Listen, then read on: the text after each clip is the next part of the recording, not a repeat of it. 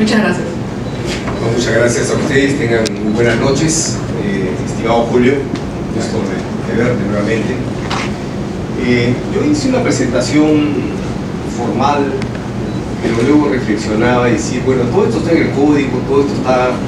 Ustedes hacen una pregunta y ya está todo, o sea, nulidad absoluta, relativa, lo vamos a chequear, pero yo quería hacer y decirles y contarles algo que no está escrito, sobre todo porque me encanta que los jóvenes abogados tengan y nunca pierdan esa capacidad de cuestionar, de desafiar, de atreverse a repensar siempre el derecho, porque el derecho no es una ciencia estática, monolítica, no está escrita en piedra, como alguna vez nuestros profesores nos decían, y quienes atrevimos a desafiar ese sistema, hoy podemos tener el privilegio de hablar de protección del consumidor, porque el derecho del consumidor propiamente es un derecho muy joven, muy tierno. Miren, en el Perú apenas se comenzó a hablar de eso a principios de los 80, pero a principios de los 80 la palabra consumidor significaba fumón, ¿verdad? Yo cuando formé la primera asociación de consumidores allá en Arequipa, el año 83, y me presentaba ante las comisarías para pedir apoyo, para ir a controlar las balanzas de los mercados, y decía, yo soy presidente de la Asociación de Consumidores de Arequipa, no faltó un policía ahí que me dijo, dice, colmo, ahora hasta los fumones se organizan.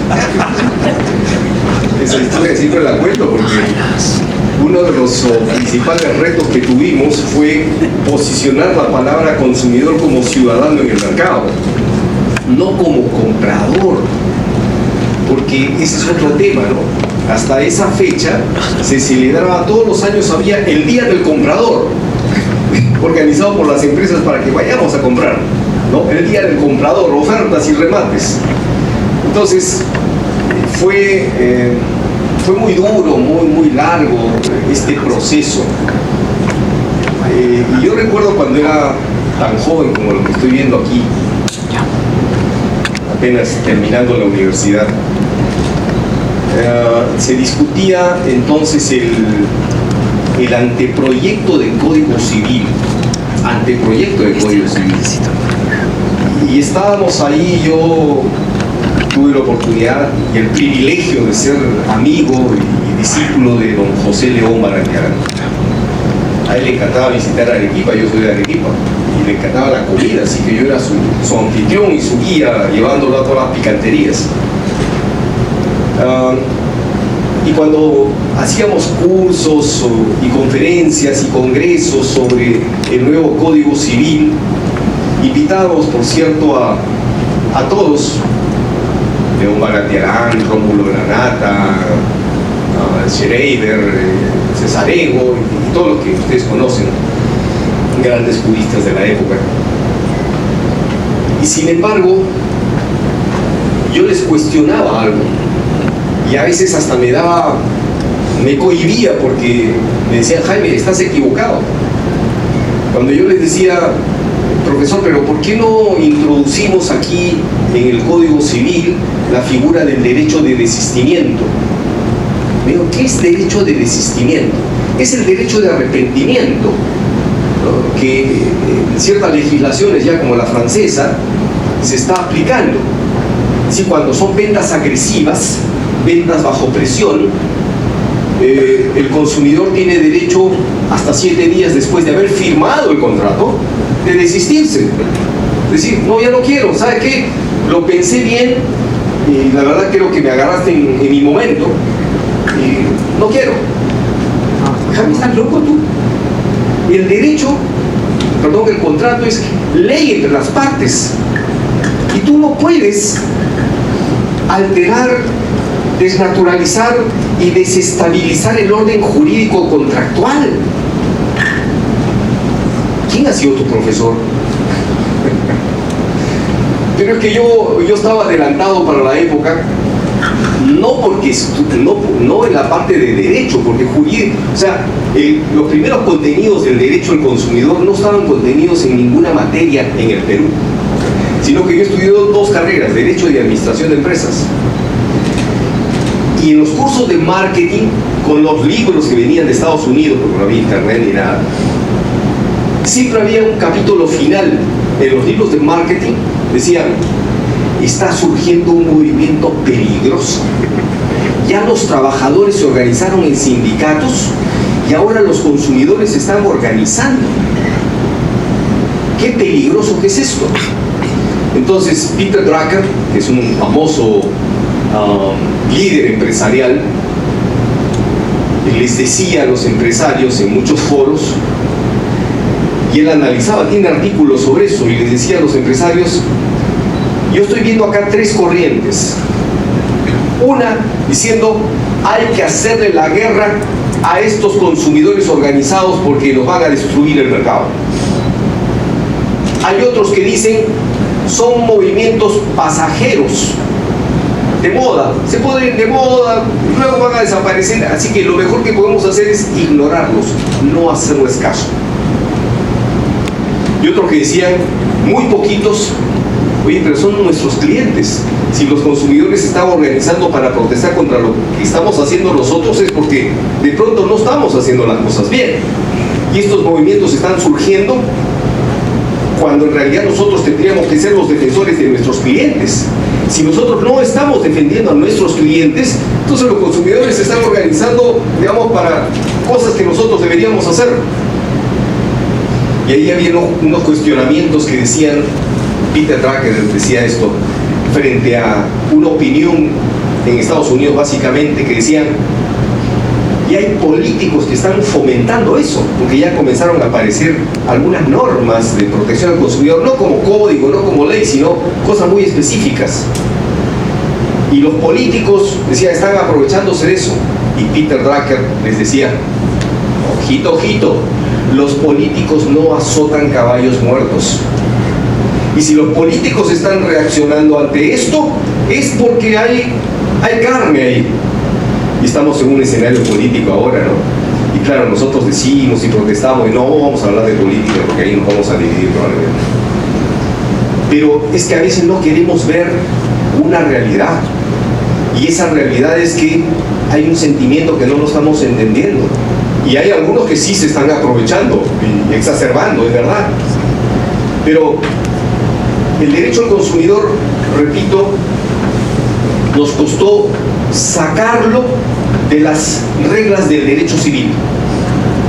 Nos costó porque el primer intento que hicimos con los autores del anteproyecto del Código Civil no estaban preparados para la época, porque, y no les echo la culpa, por cierto, eran genios, pero venían de un esquema totalmente diferente. A las justas, el Código Civil introdujo la figura de cláusula abusiva de contratación de manera muy general. Entonces, lo primero que pasó fue que las organizaciones de consumidores en ese entonces eran como 3, 4 grandes organizaciones de consumidores, la alemana, la americana, que es la Consumer Union, y unos pequeños grupos ya que surgimos en América Latina, la argentina, la arequipeña, digo la arequipeña porque no había la peruana todavía, se comenzó a impulsar. El primer desafío fue: démosles contenido jurídico a la protección del consumidor, porque no tenía contenido jurídico, eran palabras, era intuición. Es más, las primeras denuncias que yo presentaba en Arequipa las presentábamos ante el Ministerio Público utilizando Código Civil, Código Penal, ¿no? Pero algo había que hacer. Y la primera denuncia por publicidad engañosa del Perú, ¿sabe dónde la interpusimos? En el SINACOSO, Sistema Nacional de Comunicación Social, que tenía como un órgano rector al Instituto Nacional de Comunicación Social, INACOSO. Qué cosa más rara, ¿no? pero era lo único que había. Y ellos sacaron la primera resolución sancionando a Tiendas Monterrey, que seguramente, salvo Julio y yo, les han conocido. Y por ahí algún otro caballero. Denunciamos a Tiendas Monterrey por publicidad engañosa, fue el primer caso. Una resolución además de una página y media. Creo que no llegaba a una página y media. Pues comparado con hoy las resoluciones de Indecopio, pues súper fundamentadas y argumentadas, con doctrina, antecedentes y todo. Entonces, el derecho del consumidor ha sido muy joven. Y cuestionábamos entonces de que se necesitaba atender esto porque entramos ya a una contratación masiva donde los consumidores no teníamos capacidad de negociación, porque esa relación contractual personal, que voy al sastre, me haces un traje, nos ponemos de acuerdo con el precio, la tela, el plazo, forma de pago, etcétera, ya no existía. O sea, yo quiero una tarjeta de crédito, o quiero un pasaje aéreo, o quiero entrar al cine, y yo me someto a las condiciones preestablecidas de manera unilateral por la empresa. Yo no tengo capacidad de negociación. Es más, ni siquiera puedo leerlas. Hace poco tuve un caso de una señora, una actriz, que fue con su mamá a Telefónica, Movistar. Ahora ya no se ve Movistar tampoco, no sé. Fue a comprar un chip. Y acompañó a su mamá, que tiene 90 años. Entonces le entregan un contrato de 4 hojas y le dicen: firma. Y la señora firma. ¿Leyó el contrato? No, porque ¿qué vas a leer? Muy largo, muy complicado, no lo entiendes. Y si lo entiendes, ¿para qué? Y si no te gusta una cláusula, ¿para qué? Si no puedes modificar, quieres tu chip. O cuando haces clic, cuando estás comprando un pasaje aéreo, ¿aceptas términos y condiciones? Sí. Lo aceptas todo, porque no tienes opción, ¿no? ¿Y qué? Pero la hija se dio cuenta de algo, que una cláusula final, porque la chica, digamos, lee rápido y trataba de identificar si había algo extraño por ahí, de pronto estaba hipotecando su casa, no sé. Y ella dice: autorizo a Telefónico Movistar a que me envíe publicidad de mi empresa y de otras, y autorizo que mis datos sean compartidos para otras empresas. Yo dije: un momentito, aguanta. Mi mamá no quiere recibir llamadas spam, no quiere recibir ofertas de ninguna empresa. Sácame esa cláusula. Además, cláusula en un contrato por adhesión que ya venía premarcada.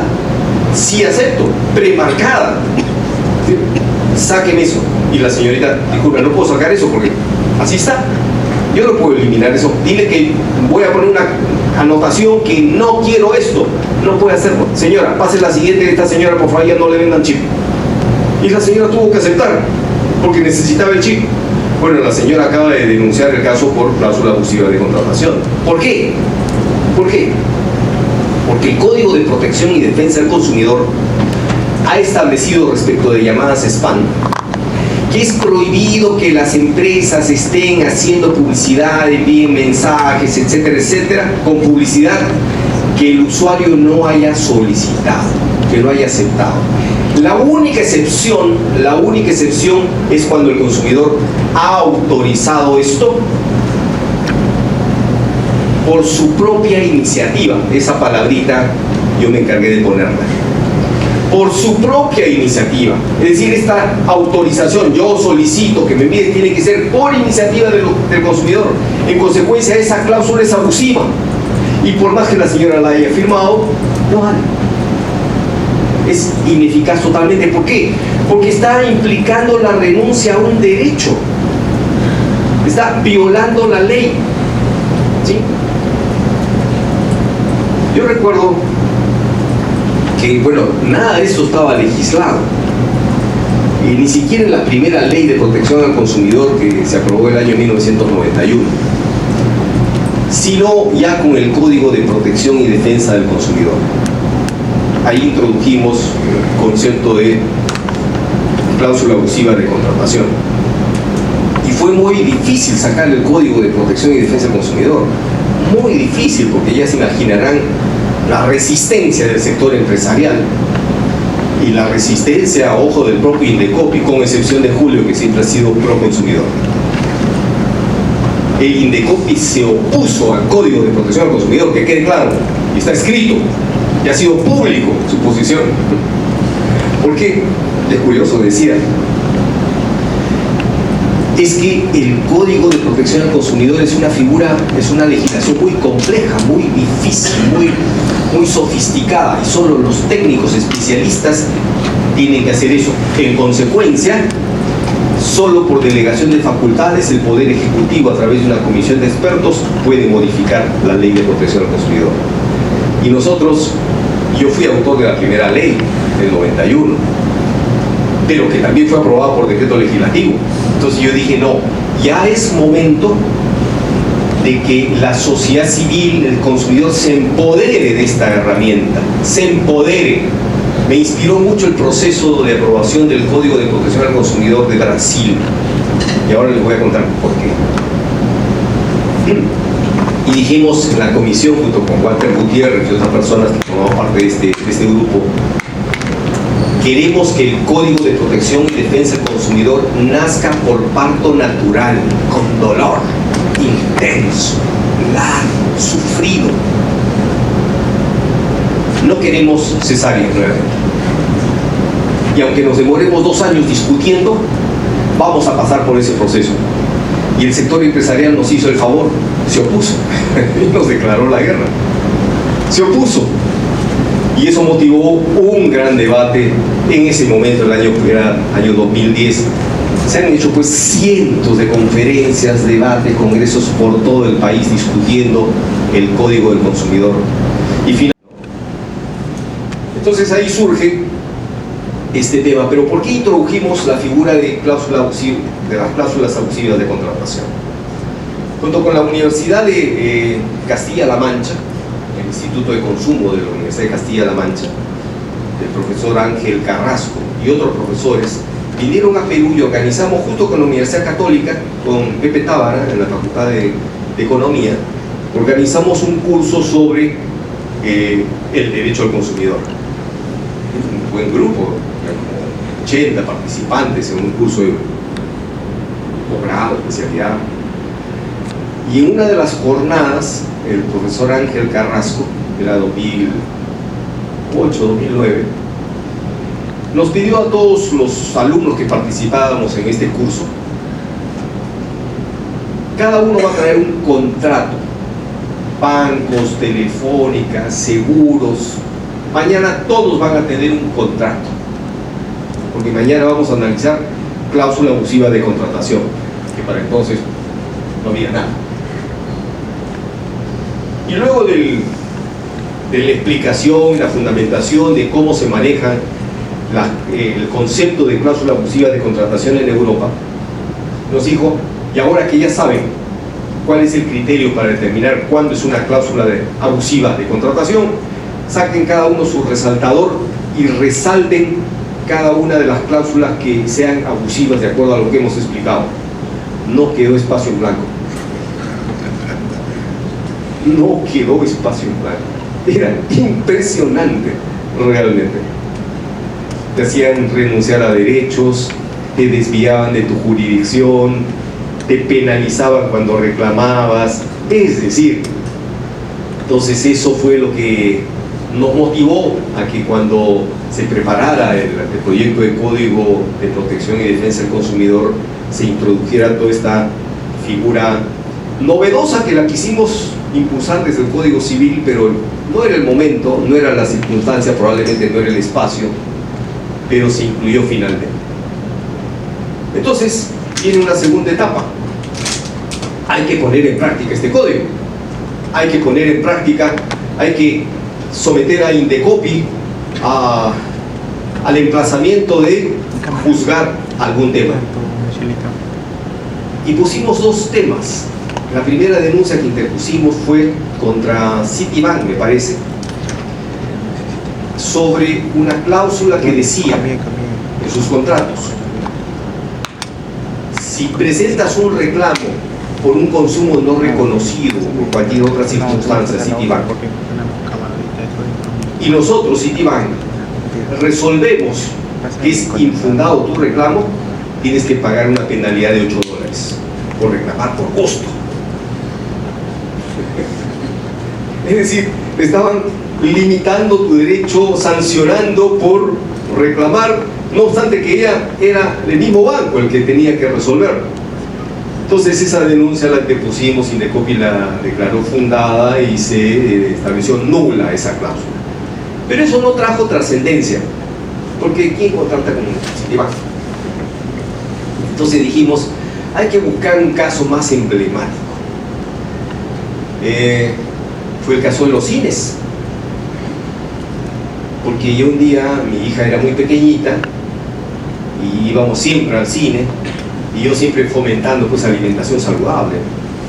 Entonces mi hija estaba con su manzanita y con su botella de agua, tenía 9 años, y entramos al cine, a Cinemark, y el joven dice, señorita, no puede entrar con esa manzana ni con esa agua. Le digo, pero ¿por qué? No, acá es prohibido entrar comida. Le digo, pero ¿venden agua acá? No. ¿Venden manzana acá? No. ¿Venden algo saludable acá? No. Entonces, ¿qué pasó acá? Y conversando con algunos amigos de Indecopi, conozco a mucha gente de Indecopi, he sido uno de los fundadores de Indecopi, les digo, ¿y qué les parece esto? Miren lo que me ha pasado. Y algunos muy amigos míos, amigas mías, me dicen, Jaime, pero ¿te informaron de eso? ¿El cine informa de eso? Sí, le di a mí un letrero ahí que dice prohibido ingresar comida de afuera, pero si la compras ahí sí te dejan ingresar a la sala. Ah, pero ya te está informando, han cumplido con su derecho a información. Le digo, pero eso es abusivo. No, Jaime, pero te está informando. Dije, no, te lo vas a poner por escrito y en una denuncia. Así que presenté una denuncia contra Cinemark y Cineplanet. Digo, contra las 2 cadenas de cine para que no crea que yo tenía algo contra una de ellas. Pude haber presentado a otras salas, a otras cadenas más, pero dije, Cinemark, Cineplanet, suficiente. Y perdí en primera instancia. Me declararon infundada porque, no, el cine ha demostrado que me están informando. Y por supuesto apelé. Apelamos a la sala. Y los abogados de Cinemark y Cineplanet estaban tan confiados que no van a ganar este caso. Y cuando la sala, no sé si estabas en la sala, tú creo que no estabas, nos convoca un informe oral, solicitamos un informe oral. Y yo estaba solito del otro lado, y del otro yo dije, me van a llevar pues un ejército de abogados. No fueron ninguno de los abogados no se presentó ni Cinemark ni Cineplanet, estaban tan confiados de que esto lo ganaban. Así que yo me banqueteé en el informe oral y los provoqué a los vocales haciendo preguntas y recordándoles su niñez y su adolescencia, porque cuando íbamos al cine, ahí afuera había los chocolateros y había un snack y tú te podías comprar cualquier cosa y nadie te decía nada. Es más, hasta se abusaba. Antes en las salas de cine se fumaba. Qué horrible. Pero nadie te decía nada. Y sin embargo, cuando llegaron estas cadenas, ¿por qué? Porque el negocio, y según la propia versión de los dueños de estas cadenas, el ingreso representaba el 30%. O sea, la venta de bebidas y estos productos que yo me niego a llamarle alimentos, son productos procesados y ultraprocesados, la mayoría. 30% de los ingresos provenía de ahí. Pero finalmente el Indecopi resolvió fundada la denuncia. Y fue gracioso, ¿no? Porque declaró fundada ya segunda instancia y les dio plazo 10 días o 7 días, no recuerdo, para que retiraran esos letreros y permitieran el ingreso a la gente. Se imaginarán el impacto que generó eso, ¿no? El día domingo, se vencía un día lunes, yo el día domingo, un día antes, anuncié de esta resolución que estaba en secreto porque nadie la conocía, y fue la sensación. Al día siguiente yo tenía 20 editoriales en mi contra, comunicados de todos los gremios empresariales, íbamos a estar en un atentado a la estabilidad, al modelo económico, ¿no? Y luego se fueron al Poder Judicial, las dos se fueron al Poder Judicial. Y en el Poder Judicial, pues ahí desplegaron todo su poder, ¿no? Ya que se imaginarán ustedes, el auditorio estaba lleno de abogados, diciendo, miren lo poderosos que somos. Y la verdad que las sentencias del Poder Judicial son mucho más ricas que la propia resolución de Indecopi. Muy, muy rica en el análisis que hace de las cláusulas, la cláusula abusiva de contratación. Y una de las cosas interesantes que decían era que iban a quebrar. Y meten miedo, ¿no es cierto? Vamos a quebrar y van a desaparecer las cadenas. Entonces, ya yo tenía como antecedentes resoluciones, sanciones a Cinemark en Brasil, 10 años antes. Y también en España, justo en Castilla-La Mancha, el Superior Tribunal de Justicia de Castilla-La Mancha, no había sancionado a esta cadena porque no está allá, pero a otra cadena se estableció ese principio de abusividad. Y yo llamo a Ricardo Morichita, lo conoces, que es ahora nuevamente director nacional del Sistema de Protección al Consumidor de Brasil, y le digo, Ricardo, luego de esta sanción a Cinemark, ¿quebraron los cines? No, ves, hay más cines, hay más salas. Tú puedes acceder a los informes financieros, contables, crecimiento de las líneas, sí, y allá en Brasil es muy transparente todo eso. Así que me mandó los informes, con lo cual le demostramos que pese a haber prohibido, digamos, que se limite el ingreso de alimentos a las salas de cine, las cadenas no habían quebrado, por el contrario, su crecimiento seguía avanzando. Este ha sido un caso muy emblemático y ha sido parte de mi campaña electoral, ¿no? Es curioso porque yo no tenía recursos para poner esos paneles publicitarios gigantescos y mucho menos, ¿no? Pero yo estaba un poco ya angustiado, diciendo, oye, la gente votará por mí. Entonces mi hijo me mandó a hacer unos cartelitos chiquitos y lo pusimos acá por la avenida La Marina, porque yo vivo cerca de acá, y un venezolano me ayudó muchísimo porque sacó un video que se hizo viral diciendo, estos políticos peruanos, mira la ridiculez, dicen, pero logré el ingreso de Canchita al cine. Así hacen política, Carlos Perón, qué ridículos. Y la gente se le vino encima. O sea, nunca se había hecho viral un video de él, pero ese comentario adverso generó que toda la gente, sobre todo los jóvenes, reaccionen, diciéndole, oye, anda, opina en tu país, no sabes lo que significa esto, qué sé yo. Porque el ejemplo de la Canchita al cine es nada más la punta del iceberg de lo que significa la abusividad en la contratación, ¿no? Pero hay mucho trabajo por realizar. Lo que pasa que, claro, uno dice, hay que, y ese es un problema de Indecopi, ¿no? ¿Sabe por qué se llama Código de Protección y Defensa del Consumidor? En ese orden. Porque el rol del Estado es primero proteger y luego defender.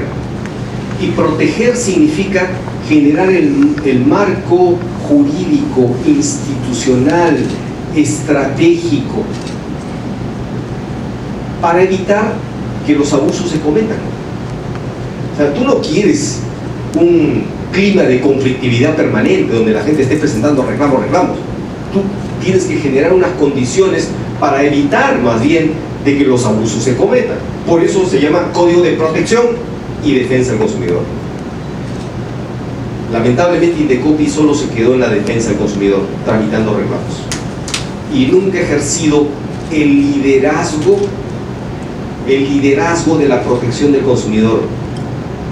Cuando discutíamos el Código de Consumidor, viene una noche Jaime Torre, que era presidente de Indecopi en ese entonces, dijo, oye, tocayo, nos quieren quitar defensa del consumidor, porque nosotros estábamos creando la Autoridad de Protección al Consumidor separada del Indecopi. Yo aspiro separarla en algún momento, porque es el único país donde la protección del consumidor está inmerso en una institución de competencia, ¿no? No corresponde, son dos cosas distintas. No tiene autonomía, no tiene personalidad, no tiene, y se ha convertido solo en un espacio de un tribunal de reclamaciones, ¿no? Cuando de pronto tú te vas a Brasil, el modelo brasilero de protección del consumidor, que es el más desarrollado de la región, ¿quién es el órgano rector? La Secretaría de Protección al Consumidor del Ministerio de Justicia. Es órgano rector, pero ahí no se tramitan reclamos. Es el que dirige, es el líder, es el maestro es el director de orquesta. ¿Dónde se tramitan los reclamos? ¿Y quién es el que fiscaliza el mercado? Las PROCONs, que son las promotorías de protección al consumidor. ¿Saben cuántas hay en Brasil? 985. En Río de Janeiro solamente hay, solo en Río de Janeiro hay 3 PROCONs. La PROCONs estadual tiene 350 trabajadores. O sea, y no estoy hablando del Ministerio Público. Ministerio Público tiene un departamento enorme, poderoso, de protección del consumidor, iniciando acciones colectivas en representación de los intereses difusos y colectivos. Y aquí nos hemos quedado en el reclamo individual, chiquito, no estamos viendo los grandes problemas.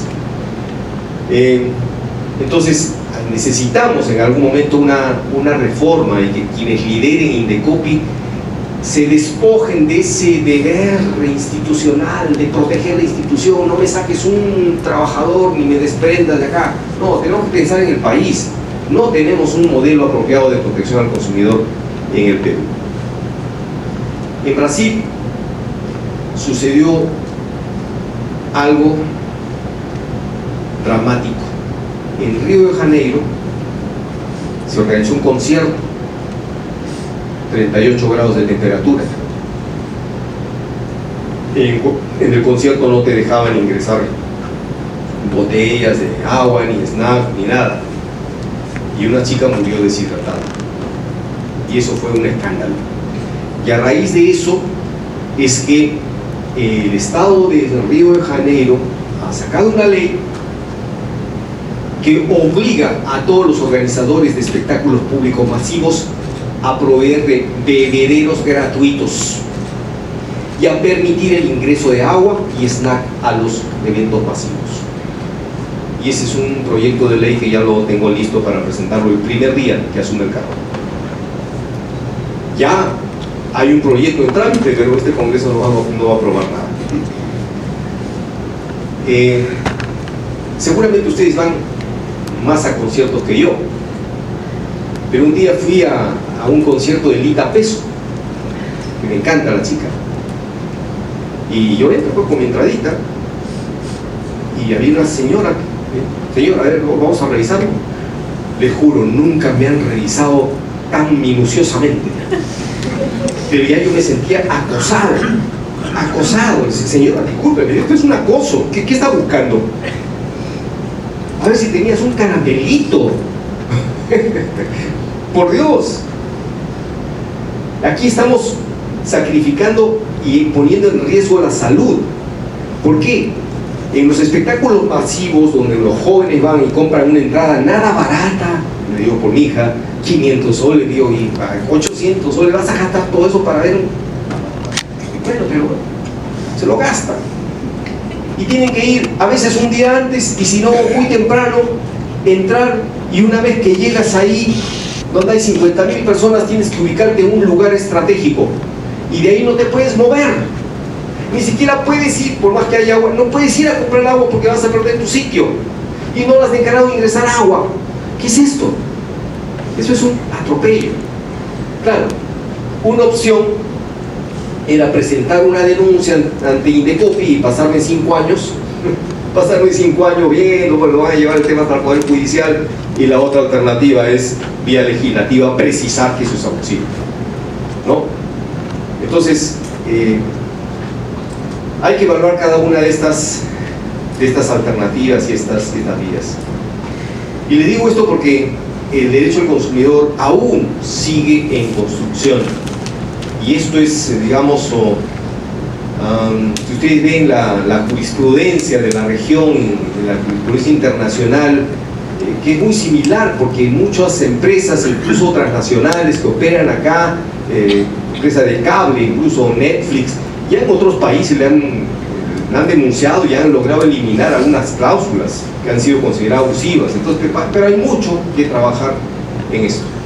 Bueno, y ahora sí, ya para finalizar, lo que está puesto en el código, ¿no? O sea, lo que está puesto en el Código de Protección y Defensa del Consumidor sobre la ineficacia y nulidad de las cláusulas abusivas. Es importante precisar, ¿no?, la razón que les decía, que es que el proveedor redacta las condiciones de manera unilateral, no hay capacidad de negociación entre las partes, existe un obvio desequilibrio en las relaciones de ambas partes, por eso es que uno se da el lujo de poner las condiciones sin consultarle al otro, y por eso es que el Código de Protección y Defensa del Consumidor establece, digamos, un régimen de protección intuitivo frente a este tipo de prácticas. Lo que se busca es corregir desigualdades, garantizar transparencia, evitar abusos contractuales y promover la buena fe en la contratación. Siempre el consumidor generalmente es considerado la parte débil de la contratación. No en todos los casos, de pronto en algunos casos no sucede así, pero generalmente hay un desequilibrio que hay que corregir. Y el concepto de cláusula abusiva, digamos, es aquella estipulación no negociada individualmente que contraviene la buena fe, genera desequilibrio importante, favorece excesivamente al proveedor y perjudica al consumidor.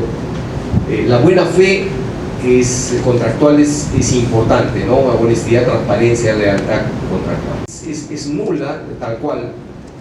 Cuando se exonera de responsabilidad del proveedor, evidentemente hay una resolución de Indecopi en el sentido de que cuando compras algo de oferta, la empresa dice: no voy a responder de los defectos que pueda tener. ¿Por qué? O sea, si tú informas que un producto está usado con defectos, perfecto, lo estás informando, y el consumidor, cuando compra un auto usado, está asumiendo ese riesgo, pero no porque está de oferta, ¿no? 50% de descuento, o sea, pero no te están diciendo que no van a responder de nada, ¿no? Limitar derechos del consumidor, facilitar modificaciones arbitrarias, resolver unilateralmente el contrato. Y las relativas, digamos, cuando algunas cláusulas hay que analizarlas, no es per se nula, sino que hay que analizar caso por caso. De pronto hay, por la modalidad de contratación, por ejemplo, no sé, pues un banco que te dice que puede reajustar una tasa de interés en tarjeta de crédito. Son contratos de continuidad, ¿no es cierto?, continuos. Entonces, obviamente hay circunstancias de la economía que pueden modificar, que puede afectar eso, y es razonable de que tengas un margen de negociación. ¿Por qué razón? Porque yo recuerdo, luego del primer gobierno de Alan García, que nos dejó en el desastre y en la crisis total, mucha gente se hizo de casas que se las había comprado con crédito hipotecario en San Borja, de pronto, y que pagaban, no sé, pues 2.000 o 500 soles mensuales, y con la hiperinflación al final su deuda se extinguió. Iban a los bancos y decían: ¿cuánto te debo? A ver, te pago con sencillo, toma, ya está extinguida la deuda. Y por eso quebraron, muchas instituciones financieras quebraron, ¿no? Porque no se preveía, digamos, que iba a suceder eso. Entonces es razonable que en algunos casos, digamos, evalúes si se trata realmente de una cláusula abusiva. O sea, no es per se. Hay que analizar el contexto, la finalidad, la información suministrada, el perjuicio generado, restricciones contractuales específicas, ¿no? Si hay razonamiento para eso, en tales circunstancias la empresa se reserva el derecho, ¿no? Pero eso hay que analizarlo, ¿no? Porque yo recibo mucha queja, no muchas, pero con cierta regularidad.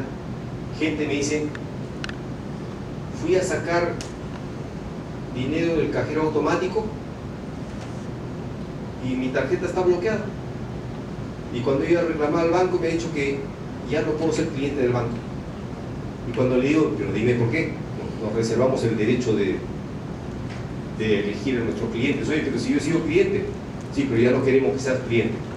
Entonces uno puede asumir que es porque has descubierto un lavado de activos, una persona involucrada en delitos, qué sé yo. Hasta ahí es razonable, pero los bancos no te dan ninguna razón. Yo el otro día estaba en Cajamarca y había un señor afuera, en un pasaje peatonal, estaba tocando la guitarra muy lindo, ¿no? Por eso fue en Ayacucho. Tocaba muy lindo la guitarra, entonces me acerco a dejármelos unas monedas y me reconoce el señor, me dice: señor, ¿puedo hablar con usted? Mire lo que me ha pasado. El banco me ha bloqueado mi yape, yo tenía 60, 70 soles, y yo me gano la vida así, y cuando le he reclamado al banco dice porque por lavado de activos. Y no sé qué es lavado de activos, no sé qué puedo lavar, no tengo ni para lavar mi ropa, y dice lavado de activos. Yo le he presentado reclamos y el banco no me dice, simplemente: señor, nosotros nos reservamos el derecho. Bueno, se ha presentado la denuncia a Indecopi, ¿no? Y ahí que el banco diga, digamos, cuáles son los fundamentos, porque si de pronto el señor está involucrado, perfecto, pero no así, y no es el único caso. He tenido muchos casos en ese sentido, que arbitrariamente te dicen: no quiero contratar contigo. Es más, ¿lo conocen a Colchado? El que ha salido diputado, uno de los más votados del país. No puede abrir su cuenta en el BCP. Yo no quiero tenerte a ti como cliente. ¿Así pueden actuar los bancos? No creo, ¿no? No creo. Y bueno, esto es, amigos, yo les agradezco esta invitación y los insto fundamentalmente a que se atrevan a cuestionar, a pensar, a desafiar y a construir derecho, porque el derecho se va construyendo de a poco. De hecho, yo estoy en un nuevo reto ahora, Julio. Estoy construyendo las bases del nuevo derecho alimentario. No existe esa rama del derecho. Y construir ese derecho no es que ya escribí un libro como otros colegas, pero no vas a escribir un libro, sí, o una ley, ya. No. Estamos haciendo, y te invito a esta reflexión internacional, donde estamos gente con muchas universidades de Europa y de América, reflexionando sobre el reto de tener una nueva regulación para todo lo que tiene que ver con las relaciones en torno a producción, distribución, consumo, etiquetado, rotulado, etcétera, etcétera, sobre los sistemas alimentarios, teniendo como eje principal el ser humano, los alimentos que se produzcan, que se distribuyan, que estén al acceso de los consumidores, tienen que ser alimentos. La palabra alimento proviene del latín al, que es nutrir, enriquecer el organismo humano. Tú no puedes poner algo en el mercado que vaya a perjudicarlo, no puede, ni siquiera tendría derecho a llamarse alimentos. Pero es una situación bien compleja, ¿no? Bien compleja, porque en torno de esto hay, digamos, se han construido grandes fortunas que defienden un negocio a costa de sacrificar el interés de los propios consumidores, y la regulación no está atendiendo eso. Así que muchas gracias y muy buenas noches.